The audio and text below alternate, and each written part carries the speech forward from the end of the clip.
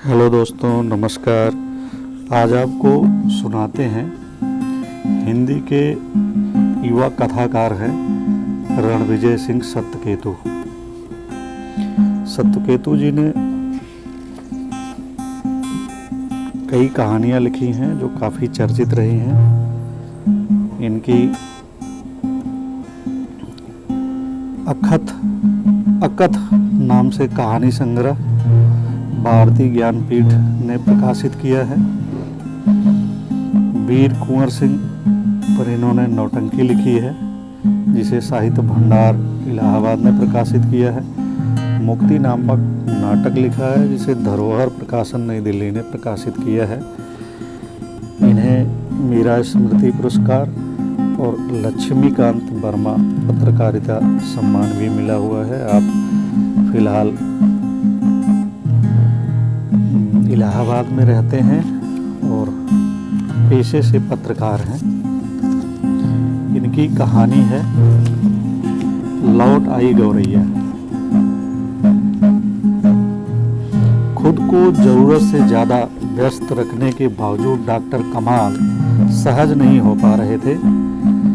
अनजान शख्स से फोन पर लगातार मिल रही धमकी कि उन्हें परवाह नहीं थी।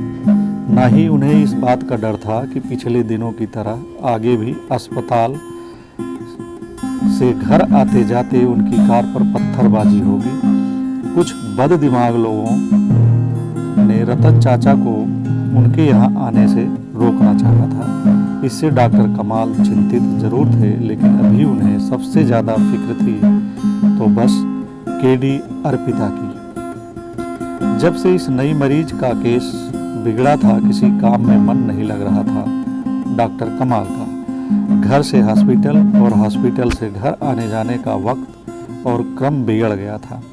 ड्यूटी आवर की परवाह किए बगैर दिन रात इस केस को दुरुस्त करने में जुटे थे। अस्पताल प्रबंधन के उपेक्षा भाव से वह जिद पर उतर आए थे कि चाहे घर पर रहकर अर्पिता का इलाज करना पड़े, वह उसे होश में लाकर रहेंगे। एक तरफ उनका हुनर था, दूसरी तरफ लगभग कोमा में जा चुकी मरीज को बचाने की चुनौती। लगातार प्रयास के बाद भी सफलता नहीं मिलने से उदासियां घेरने लगी थी। हमेशा क्लीन शेव्ड रहने वाले डॉक्टर कमाल की दाढ़ी खुटिया गई थी, बाल उजड़े और कपड़े अस्त व्यस्त। लगातार जागने और काम करने से आंखों के नीचे का हिस्सा नीला पड़ गया था। शहर के खराब माहौल, अस्पताल की अव्यवस्था और निजी जीवन का अकेलापन अब उन्हें काटने लगा था। जी चाहता था भाईचारा भूल चुके शहर से कहीं दूर, बहुत दूर चला जाएं। कुछ दिनों के लिए डॉक्टरी का नाम भूल जाएं। मन में बार बार उठ रहा था कि ऐसी जगह काम करने से क्या फ़ायदा जहां साथ के लोग अपनी ड्यूटी के प्रति ईमानदार ना हों। थोड़े से फ़ायदे के वास्ते इंसानियत को भुला बैठे। फिर केडी अर्पिता की हालत का ख्याल कर मन महसूस कर रह जाते कि लंबी छुट्टी लेकर कहीं निकल गए तो उस निरपराध मरीज का क्या होगा। नर्सों को ज़रूरी हिदायत देकर 2 दिन का अवकाश लेकर घर पर ही आराम करने की सोची, लेकिन आराम क्या करेंगे। लगातार फ़ोन से देश दुनिया के मान्य डॉक्टरों से सलाह मशवरा करते, अर्पिता की हालत के संदर्भ में इंटरनेट पर केस स्टडी करते। रतन चाचा ने समझाने की कोशिश की थी, तुम्हारे इस तरह घुटते रहने से मरीज की हालत तो सुधरेगी नहीं कमाल, उल्टे बीमार पड़ जाओगे। अर्पिता के इलाज के अतिरिक्त इंतजाम के लिए सीएमएस से बात करो, उन्हें समझाओ। यहाँ अकेली जान हो तुम, घर लाकर कैसे संभालोगे बेहोश मरीज को। डॉक्टर कमाल ने सीएमएस से बात की थी, लेकिन टका सा जवाब मिला था, आपकी यही तो समस्या है डॉक्टर कमाल की, आप हद से ज़्यादा सेंटी हो। हर मरीज के लिए अब माताई की तरह हाय हाय करने लगते हो। आप क्यों भूल जाते हो कि हमारे लिए मरीज एक देह भर है। हर किसी की दशा को दिल से लगाने लगे तो हमारा धंधड़ ही चौपट हो जाएगा। बच्चे की तरह तड़प कर पूछा था डॉक्टर कमाल ने, चाचा क्या सचमुच हम धंधेबाज हैं। डॉक्टरी ज्वाइन करते वक्त खाई कसम को बेईमानी की आग में झोंक दे। नहीं बेटे, रतन चाचा ने डॉक्टर कमाल के बालों को सहलाया था। मुश्किल होती है ईमान की राह, लेकिन नेक इरादों की रोशनी अपना रास्ता खुद तलाश लेती है। रतन चाचा जानते थे कि जहीदा और बिट्टो के जाने के बाद मरीज ही कमाल के जीने की वजह बन गए हैं। इसलिए असमंजस में पड़े डॉक्टर कमाल को हिम्मत बधाई। फिर भी तुम्हें लगता है कि अर्पिता को घर लाना ही आखिरी उपाय बचा है तो तुम्हारे चाचू अभी हैं ना, हड्डियां बूढ़ी हो गई हैं तो क्या एक मरीज को संभालना मेरे लिए मुश्किल नहीं होगी। आपकी इसी जिंदा दिली के ईंधन से मेरे इरादों की गाड़ी अब तक खींचती चली आई है चाचा। भावुक हो गए डॉक्टर कमाल। अर्पिता के इलाज से भी ज्यादा जरूरी आपका महफूज रहना है। कुछ दिन आप घर से ना निकलें तो ही बेहतर होगा। देख नहीं रहे मूर्ख लोग कैसी कैसी धमकियां दे रहे हैं। ठठाकर हंसे थे रतन। धमकियों की भी खूब कही तुमने, ये तो वक्त की फुलझड़ियां हैं, मिनट 2 मिनट में फुस हो जाएंगी। तेरा चाचू क्या गीदड़ भक्तियों से डरने वाला है। हमें कोई हमारे ही घर में आने से रोके, मेरे बेटे से मिलने से रोके तो टांग न तोड़ दूंगा उसकी। गेट पर खड़े खड़े बड़ी देर तक रतन चाचा को जाते देखते रहे डॉक्टर कमाल। सोचते रहे इनकी इंसानियत और दरिया दिली के बारे में। वालिद की कमी नहीं होने दी कभी, और अम्मा वालिदा से भी बढ़कर, अपने चाय से भी ज़्यादा ममता उड़ेली। जो चाहा वही खिलाया, जो पसंद आया वही पहनाया। नादानियों पर प्यार से समझाया, नाकामियों को हंसकर टाला। चुप रहा तो बेचैन हुई, रूठ गया तो मनाती रही, और सफलताओं पर हजारों बलैयां ली। मोहल्ले वालों को मिठाइयाँ खिलाई। नाते रिश्तेदारों के उकसावे में आकर जाहिदा ने उल्टे सीधे आरोप ना लगाए होते तो अम्मा का रोजाना दीदार होता। अपने माँ बाप की बेइज्जती से खफा अमित और ललित ने भी अम्मा को यहाँ आने से मना कर दिया था। इतने पर भी हारी बीमारी के वक्त पूरा परिवार एक पैर खड़ा रहता। जाहिदा के घर छोड़ जाने के बाद तो वे लोग और भी संजीदा हो गए थे। खास मौक़ों पर अमित और ललित खुद भी बीवी बच्चों के साथ आकर ठहरते। अम्मा के कहे के मुताबिक घर में तरह तरह के पकवान बनते। रतन चाचा के किस्सों पर लगे सामूहिक ठहाकों, बच्चों की धमा चौकड़ी और पायलों की रुंझुन से 2-3 दिन घर आंगन में बाहर रहती। यह सब देखकर डॉक्टर कमाल के मोहल्ले के लोग ही नहीं, उनके रिश्तेदार नातेदार भी उलाहना देते। अलग धर्म वालों से गलवहियाँ रोकने की हिदायत देते। उनकी नसीहतों को नज़रअंदाज करने पर बुरे अंजाम की धमकियाँ देते। यही हाल रतनलाल के मोहल्ले की थी, लेकिन अपने मन की करने से न कमाल रुके और न रतन। वह एक परिवार की तरह ही बने रहे। रात देर तक जागने की वजह से सुबह देर से उठे डॉक्टर कमाल। तब तक सूरज पपीते के पेड़ के ऊपर चढ़ाया था। गुनगुनी धूप में आंगन में बैठकर अखबार पढ़ने लगे। अचानक से उनको जानी पहचानी सी आवाज़ सुनाई पड़ी। अखबार हटाकर देखा तो सामने ही गौरैया फुदक रही थी। आश्चर्य और खुशी से डॉक्टर कमाल रोमांचित हो उठे। उनके चेहरे पर मुस्कान छा गई। सालों बाद गौरैया उनके आंगन में लौटी थी। वह अनाज का दाना लाने रसोई की ओर लगभग दौड़ पड़े। बिट्टो जब घर में रहती थी तो गौरैया भी हमेशा आंगन दरवाजे पर नाचती फुदकती रहती थी। बिट्टो क्या गई, गौरैया का दीदार भी मुहाल हो गया। डॉक्टर कमाल ने सोचा, आज अचानक से गौरैया का आना जरूर कोई अच्छा संकेत है। तो क्या बिट्टो आने वाली है या फिर जहीदा ही लौटने वाली है? नहीं, कहाँ संभव है। दोनों तो सालों पहले घर छोड़कर चली गई। एक बार भी पलट कर नहीं देखा कि अकेले किस हाल में हूँ। तो फिर गौरैया का लौटना कैसा इशारा है? हो सकता है केडी अर्पिता को लेकर ही कोई अच्छी बात घटने वाली हो। गौरैया को निहारते डॉक्टर कमाल यादों की खिड़की के जरिए बीते वक्त से रूबरू हो गए। बिट्टो 8 साल की थी जब उनका जाहिदा से अलगाव हो गया था। अपने ऊपर लगाए गए जाहिदा के तमाम आरोपों के बावजूद डॉक्टर कमाल तलाक नहीं चाहते थे, लेकिन जाहिदा की नासमझी और जिद के आगे उन्हें झुकना पड़ा था। यही नहीं, उन्हें अपनी इकलौती औलाद बिट्टो से भी अलग होना पड़ा। जाहिदा ने उनके खिलाफ आरोपों में इस बात को भी शामिल किया था कि जो आदमी अपनी बीवी का ख्याल नहीं रख पाया वह बेटी की देखरेख कैसे और क्यों करेगा। वह अपनी डॉक्टरी में मगन रहेंगे। घर पर अकेली बिट्टो कतई महफूज नहीं रहेगी। यही नहीं, जाहिदा ने रतन चाचा और अम्मा से उनके गहरे ताल्लुकात पर कड़ा एतराज जताया था। उन बुजुर्गवार पर कमाल की देखरेख के बहाने उसके वालिद की संपत्ति हड़पने की आशंका जताई थी। सवाल जवाब की चिक में न पड़कर डॉक्टर कमाल ने चुपचाप तलाक के फैसले को कबूल कर लिया था। जाहिदा ने मेहर और भरण पोषण के लिए जितने का दावा ठोका था उससे कहीं ज़्यादा उसे दे दिया था। उन्हें अपने ऊपर लगाए गए निराधार आरोपों का कोई मलाल नहीं था। अफसोस था तो बस इस बात का कि जाहिदा की नासमझी से नाहा कि वह अपनी बीवी बेटी से दूर हो गए। आज 10 साल हो गए अकेली ज़िंदगी जीते हुए। लोगों का मर्ज दूर करने में इस कदर खुद को डुबोया कि जाती ज़रूरतों का ख्याल ही नहीं आया। वरना जाहिदा से जुदा होने के वक्त क्या उम्र थी उनकी, महज 35 साल की।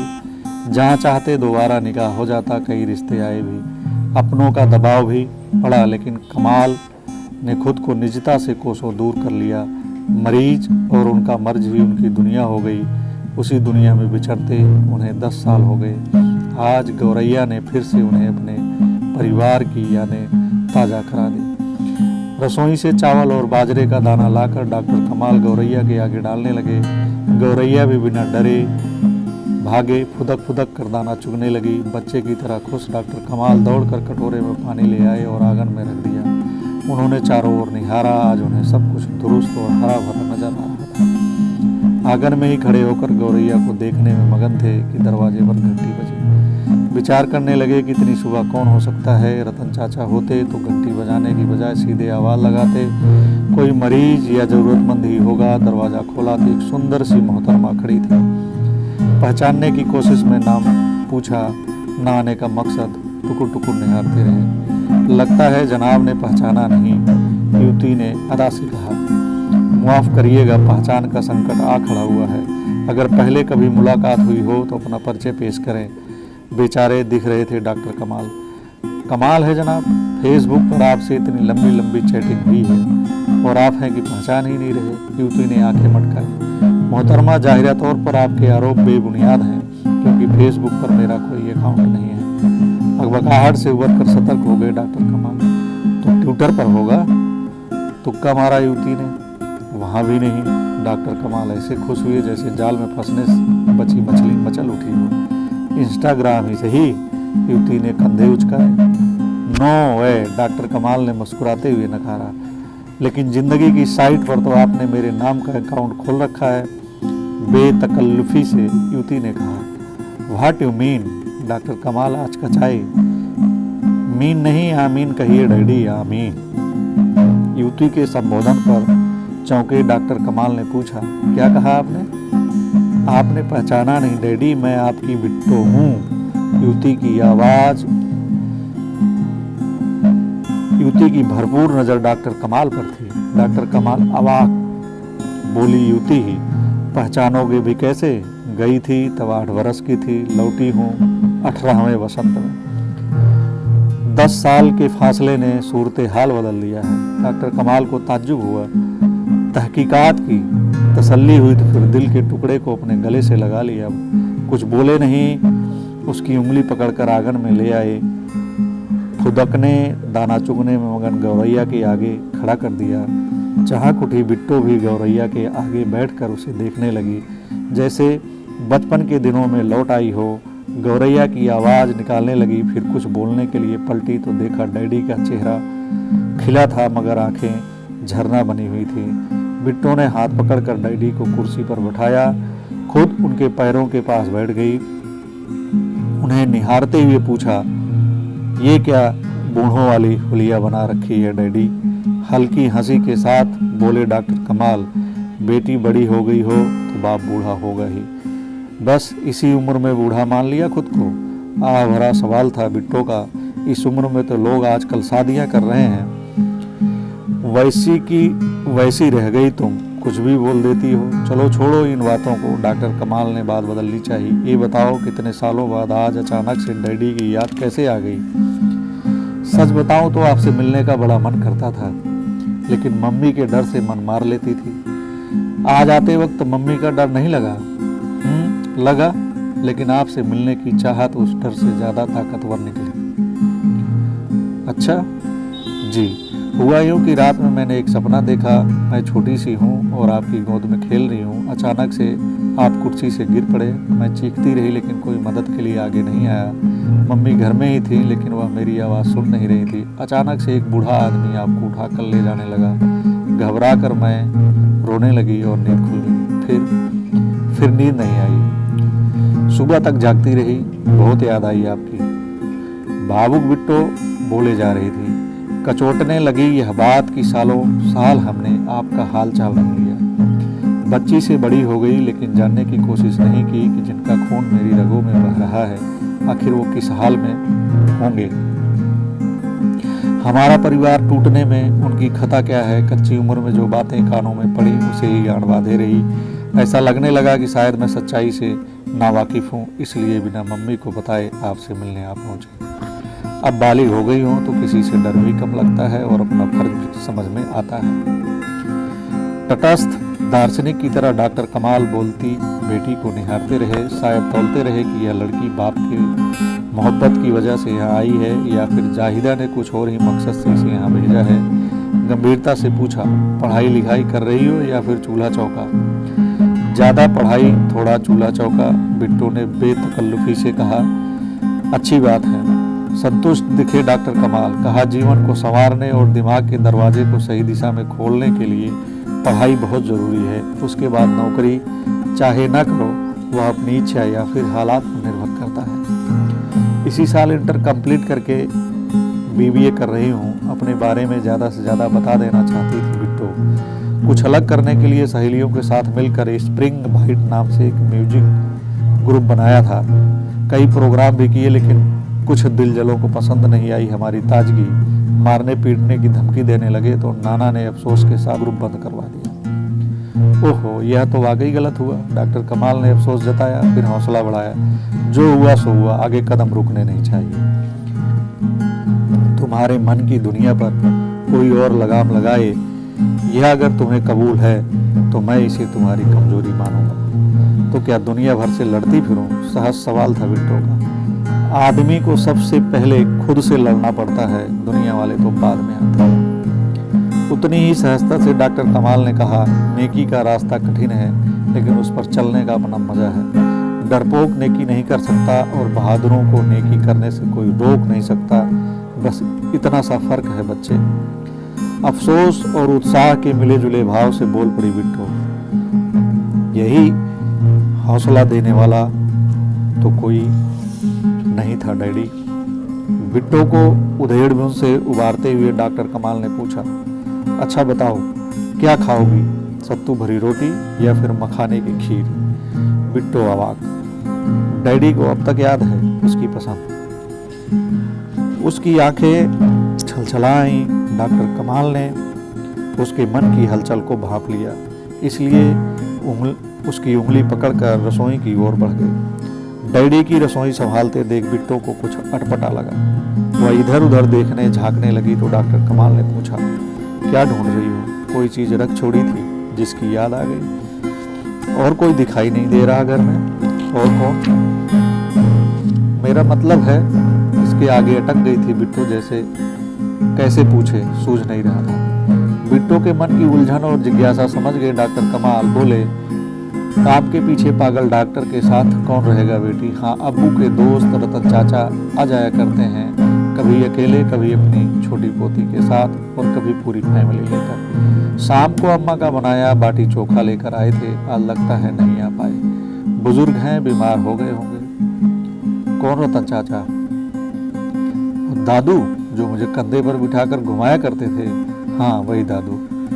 गनीमत है तुम्हें याद तो है उनकी, फक्र से बोले डॉक्टर कमाल। ये वही बूढ़ा आदमी है जो कल तुम्हारे सपने में आए थे और कुर्सी से गिर पड़े तुम्हारे डैडी को गोद में उठा कर ले गए थे। वो अब तक यहाँ आते हैं? अचरज हुआ बिट्टू को। बिना रुके रोजाना आते हैं। गर्व से फूल गए डॉक्टर कमाल। कोई और जो काम करने आता हो या फिर खाना बनाने आती हो? बिट्टो की शंका शांत नहीं हो रही थी। यहाँ का सारा जिम्मा रतन चाचा ने अपने सिर पर उठा रखा है। कौन साफ सफाई करता है, कौन बागवानी करता है, सब वही जानते हैं। मैं सिर्फ डॉक्टरी करता हूँ। फिर बिट्टो की शंका का समाधान करते हुए बोले, रही बात खाने की, तो कभी अस्पताल की कैंटीन में खा लेता हूँ, कभी बाहर से खाकर लौटता हूँ। मन किया तो खुद भी बना लिया, नहीं किया तो अम्मा को परेशान करता हूँ। इस बार बिट्टू ने साहस उठाया। मैंने सुना कि आपने शादी कर ली है। जोर से हंसे डॉक्टर कमाल। ठीक ही तो सुना है पगली, शादी की तभी तो तुम इस जहां में आई। बिट्टू को यकीन नहीं हुआ कि डैडी सही बोल रहे हैं या बस यूं ही मजाक कर रहे हैं। डॉक्टर कमाल का हाथ अपने सिर पर रख लिया और आंखों में आंखें डालकर पूछा, मेरा मतलब दूसरी शादी से है। डॉक्टर कमाल ने हाथ नीचे कर लिया और ठस लहजे में कहा, उसकी कोई ज़रूरत नहीं थी, ना ही वह मेरा लक्ष्य था।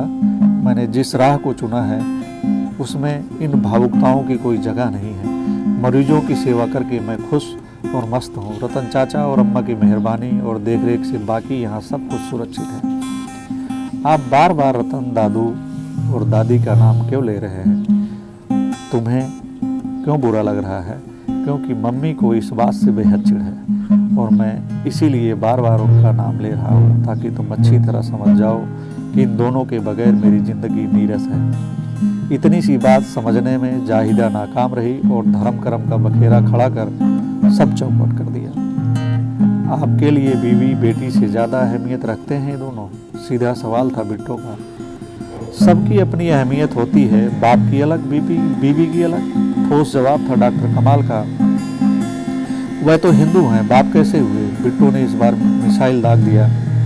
उसका निशाना सही लगा। डॉक्टर कमाल की त्योरियां चढ़ गईं। तुरंत मीठे बोल पर उतर आई बिट्टो। हिंदू मुस्लिम को लेकर मेरे मन में कोई गांठ नहीं है, लेकिन मैं बस इस रिश्ते की हकीकत जानना चाहती हूँ। तो जानो कि मेरे और रतन चाचा के बीच वही रिश्ता है जो किशन कन्हैया और नंद बाबा के बीच था। एक लंबी सांस लेकर डॉक्टर कमाल बोलते रहे, मेरे पैदा होते ही मेरे वालिदा खत्म हो गई थी। हॉस्पिटल में उन्होंने सांस रुकने से पहले मुझे अपनी सहेली की गोद में डाल दिया था और वालिद साहब को कसम दी थी कि मुझे उनकी गोद से वापस न ले। मेरे बड़े होने से पहले वालिद साहब भी रुखसत हो गए। अब तो रतन चाचा और अम्मा ही मेरे लिए सब कुछ है। आई एम सॉरी डैडी, मैंने आपका दिल दुखाया। भावुक हो गई बिट्टो। मैं इस रिश्ते की अहमियत समझ गई और ताउम्र इसका मान रखूंगी। Really you are great daddy. दादी इज ग्रेट आल्सो। थोड़ी देर रुकने के बाद डरते डरते बिट्टो ने पूछा, एक आखिरी सवाल है डैडी। पूछो। आपकी संपत्ति का वारिस कौन होगा? मरूंगा तो सब तेरे हवाले हो जाएगा। रतन चाचा ने वसीयत बनवा कर रख दी है, प्रशांत भाव से बोले डॉक्टर कमाल। बिट्टो को लगा जैसे उसकी चेतना पर किसी ने झन्नाटेदार चांटा मार दिया हो। बड़ी गहरी और बेहोशी भरी नींद से अकबका कर जागी हो और एक अबूझ दर्द पूरे शरीर में फैल गया हो। सच का सामना होते ही सालों से खड़ी झूठ की दीवार भरभरा कर गिर गई थी। बिट्टो की हालत ऐसी हुई कि काटो तो खून नहीं। ये तो सीधा साधा और प्यारा इंसान है, मम्मी का बताया जिन्न नहीं। गलती के एहसास और पश्चाताप से बेजुबान हुई बिट्टो वहीं कुर्सी पर धम से लद गई। कुछ देर यूं ही सिर पर हाथ धरे बैठी रही, फिर डैडी का हाथ पकड़कर उठ खड़ी हुई। बिट्टो ने डॉक्टर कमाल का चेहरा अपनी हथेलियों में थाम लिया और माफ़ी मांगने के अंदाज में बोली, झूठ और अफवाहों के गर्द से ढकी रही इंसानियत, लेकिन दुश्वारियां भी नहीं दरका सकी आपकी सीरत। आप कुदरत का नायाब तोहफा हो जो हमारे नसीब में ना था। बड़ी बदकिस्मत और नादान निकली मम्मी, जिन्होंने हाथ आए हीरे को बिना जांचे परखे झटक दिया। I am sorry daddy, really very sorry. Doctor कमाल ने बिट्टो को पुचकारा, ऐसे गिड़गिड़ाकर खुद को कमजोर नहीं करते बच्चे। बेटी हो तुम, अकेले बड़े बाप की ताकत बनकर लौटी हो। रतन चाचा कहते हैं कि बेटी तो लक्ष्मी होती है, उसके कदम रखने भर से घर आंगन में खुशियों की बहार आ जाती है। देखो तुम आई तो गौरैया भी लौट आई। इस सुने पड़े आंगन में सालों बाद जीवन लौट आया। मुझे यकीन हो रहा है कि अब मैं अर्पिता को भी ठीक कर दूंगा। अर्पिता को? सहज सवाल था बिट्टो का। मेरी मरीज है, बोले डॉक्टर कमाल। इलाज कराने आई तो अच्छी खासी थी, साथ ही डॉक्टर की गलत इंजेक्शन लगाने से सेंसलेस हो गई। केस बिगड़ने के बाद मुझे पता चला, अब वह मेरी निगरानी में है, लेकिन हालत बेहद नाजुक है। ओह, ये तो बुरा हुआ। बिट्टो ने अफसोस जाहिर किया। फिर पूछा, उसके घर वाले तो बहुत गुस्सा हुए होंगे। लंबी सांस छोड़ी डॉक्टर कमाल ने। मायके वालों का अब तक कोई अता पता नहीं चल पाया है। ससुराल वालों की वजह से ही उसकी यह हालत हुई है। वार्ड में मौजूद तीमारदारों ने बताया कि जिस डॉक्टर ने गलत इंजेक्शन लगाया है उसे अर्पिता के ससुराल वालों ने लालच देकर भड़काया था। फिर क्या हुआ, जानना चाहा बिट्टो ने। क्या होगा, अकेली बेजान पड़ी है बेड पर, उसी के इलाज में परेशान हूँ। अभी तक सुधार नहीं है। किसी अपने के ना होने से उसकी ठीक से देखरेख भी नहीं हो पाती है। फिर दुखी हो गए डॉक्टर कमाल। यूं तो एक डॉक्टर को हर मरीज का ख्याल रखना चाहिए, लेकिन लगता है कि केडी अर्पिता नाम की मरीज मेरे डैड के दिल को छू गई है। होंठ दबाकर बिट्टो शरारत से मुस्कुराई। बिट्टो के इस कारण पर चौंके डॉक्टर कमाल नजरें टिकाकर उसके चेहरे को पढ़ना चाहा। समझ नहीं पाए कि उसका मजाक था या फिर बचा कुचा सा। बेटी की मुस्कुराहट बनी रहे सो डॉक्टर कमाल भी मुस्कुराए। बिट्टो जब यहाँ रहती थी तब भी ऐसे ही झटकों में बात कह जाती थी, बिना किसी लाग लपेट के। तमाम बखेड़ों के बीच बड़ी होकर सालों बाद लौटने पर भी उसका यह अंदाज बरकरार है। यह देखकर डॉक्टर कमाल को खुशी हुई। बस इतना पूछा, आपकी बकबक और झन्नाटेदार बातों से नाना नाराज नहीं होते? भूले से भी नहीं, बिट्टो ने मुरीद भाव से कहा। एक वही तो हैं जिनके ठोस इरादे हमारे हौसलों को कायम रखने में मददगार साबित हुए। नानी भी नहीं करती, लेकिन मम्मी की हालत से दुखी होकर कभी कुछ बुदबुदा देती हैं। वो किस लिए? नाना नानी दुखी रहते हैं कि जाने कब अकेली जिंदगी जी रही मम्मी की तकलीफें खत्म होंगी, जब वह अपने घर लौट आएंगी। डॉक्टर कमाल ने सीधा सा समाधान बताया। मतलब तुम्हारे डैडी के पास? क्या बोल रहे हो डैडी? जैसे बेटे को अपने कानों पर विश्वास नहीं हुआ। सच कह रहा हूँ, यही तो उसका असली घर है जो अब तक सुरक्षित है और उसकी राह देख रहा है। मुस्कुरा रहे थे डॉक्टर कमाल। लेकिन आप तो मम्मी को तलाक दे चुके हैं। अविश्वास बरकरार था बिट्टू का। तलाक मैंने दिया नहीं, उसने लिया है। डॉक्टर कमाल ने बेटी को सच बताया। जाहिदा की खुशी के लिए तलाकनामे पर मैंने सिर्फ दस्तखत किए हैं। उसने अपनी जिंदगी और अपनी संपत्ति से बेदखल नहीं किया है उसे। और दस्तखत भी कमाल का नहीं है, किसी अकमल का है, और मैं अकमल नहीं हूँ। प्यार, ममता और उलाहने से भर उठी बिट्टो। कहा, क्या यार डॉक्टर कमाल, सारी अच्छाइयाँ अपने हिस्से करके आए हो इस जमी पर। बिट्टो के बेलौस और दोस्ताना अंदाज पर ठाका लगा उठे डॉक्टर कमाल। उसका हाथ पकड़कर खाट पर बैठा लिया। बड़े दिनों बाद इस तरह खुलकर हंसने का मौका मिला है मुझे, और वह भी तुम्हारी वजह से। Thanks daddy. डैडी का हाथ पकड़कर बिट्टो ने गुजारिश की। आपकी इजाज़त हो तो अब मैं यहीं रहना चाहती हूँ, अपने डैडी के पास, दादू और दादी के नज़दीक। जो गुजर गया उस पर हमारा बस नहीं। चाहती हूँ आगे सब अच्छा हो। शुक्रिया के भाव से डॉक्टर कलाम ने बिट्टो के सिर को चूमा। फिर चेहरा सामने कर बोले, मगर एक शर्त पर। वो क्या? स्प्रिंग बाइट की झनकार फिर सुनाई देनी चाहिए। बाप के बड़पन पर फिदा बिट्टो एक टक निहारे जा रही थी डॉक्टर कमाल को और कुछ बोल नहीं पाई। मंजूर नहीं? क्यों नहीं? भावावेश और खुशी से बिट्टो लिपट गई कमाल से। Thanks daddy. Don't know how I express my pleasure.